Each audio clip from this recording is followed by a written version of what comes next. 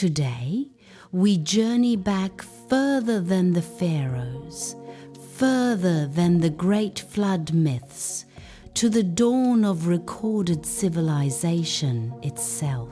We are heading to ancient Mesopotamia, to the fertile lands between the Tigris and Euphrates, where the world's first empire was born, and where its greatest emperor encountered a disaster so profound, history itself was purged to forget it.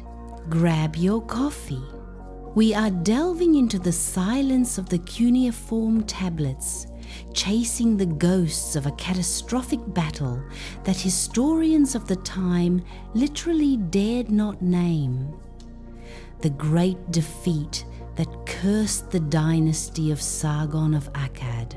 The man who would become the legend, Sargon, started life as anything but royal. His own legends tell of an obscure birth, perhaps a gardener, perhaps the illegitimate son of a priestess, set adrift in a reed basket down the Euphrates, echoing myths that would later be attached to Moses and others. Whatever his true origin, Sargon rose through sheer ambition, military genius, and political ruthlessness. He seized control of the city of Kish, founded a new capital, Akkad or Agade, and embarked on a conquest campaign that redrew the map of the ancient world. Sargon created the world's first true empire, uniting the warring city-states of Sumer and extending his dominion from the Persian Gulf to the Mediterranean Sea. He built a professional standing army, standardized administration, and introduced a common calendar. His name became synonymous with divine favor and absolute power. His victory inscriptions boasted of 34 major campaigns, and his daily table requiring 5,400 liters of grain, a colossal amount of sustenance for his massive court and standing army. For the Akkadian chroniclers, Sargon was invincible. He was a demigod who knew no defeat, but the vast scale of his success carried a dangerous seed of hubris, and the gods of Mesopotamia were notorious for punishing excessive pride. The evidence for a cataclysmic reversal in Sargon's later years does not come from clear historical narration, but from abrupt changes in the surviving official records, literary prophecy, and the sudden cessation of celebratory inscriptions. The official account abruptly transitions from lists of triumphant conquests to ominous warnings and cryptic statements of divine retribution. The writers seem to actively choose silence over documenting the horrifying truth. The cuneiform tablets that survive the era hint at a deep systemic breakdown across the empire. Rebellion flared up across the vast territory Sargon had supposedly pacified. The chroniclers do not describe a series of manageable insurrections. They describe a simultaneous revolt of all the lands under Sargon's rule. This suggests an enemy powerful enough to coordinate a massive, unified offensive, or a single devastating event that utterly shattered the empire's ability to respond. The literary records that emerged generations later are even more damning.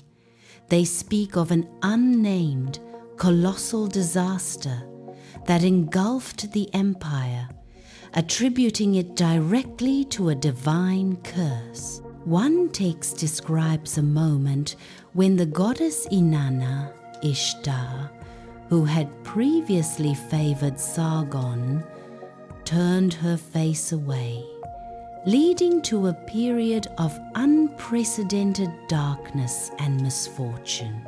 The prophecy describes the destruction of Sargon's own capital city, Akkad, turning it into a desolation where the thorn bush and the weed grew. The fear was so intense that scribes believed simply writing the name of the defeat would bring the curse back upon the land. The memory was intentionally purged, leaving a historical void known only by its symptoms: overwhelming disaster and divine rejection. What force was powerful enough to coordinate the simultaneous revolt of an entire continent and inflict a defeat so complete that Sargon's invincible army could not recover? We must consider the immediate external threats. While Sargon had defeated the powerful Sumerian king Lugal-Zaggisi to found his empire, the vestiges of Sumerian power remained resentful and ready to strike. It is possible the final, lost battle was a decisive, crushing victory by a coalition of Sumerian city-states who rose up together when Sargon was overstretched. Another strong candidate is the Gutians, a barbaric, mountainous people who eventually overthrew the Akkadian dynasty a century later. Could the catastrophic defeat have been an initial, devastating Gutian invasion that Sargon managed to momentarily repel, but only at the cost of his entire field army? The Gutians were viewed as a force of nature, a dragon of the mountains, and being defeated by such an enemy might have been perceived as a sign of cosmic disorder, validating the curse theory. However, the archaeological record suggests an even more dramatic possibility: environmental catastrophe. The Akkadian Empire collapsed due to a severe and sudden megadrought, a massive shift in climate that brought on famine, forced mass migration, and resource wars. Modern geological studies of the region show evidence of a rapid onset of drought around 2200 BC, shortly after Sargon's reign. The military defeat and the subsequent revolts may not have been caused by a single human enemy, but by the collapse of the natural order itself. In the Mesopotamian worldview, a massive drought and famine were not natural phenomena. They were the most terrifying sign of divine anger. The gods, particularly Enlil, the god of wind and storms, had withdrawn their favor, and the kingdom was cursed.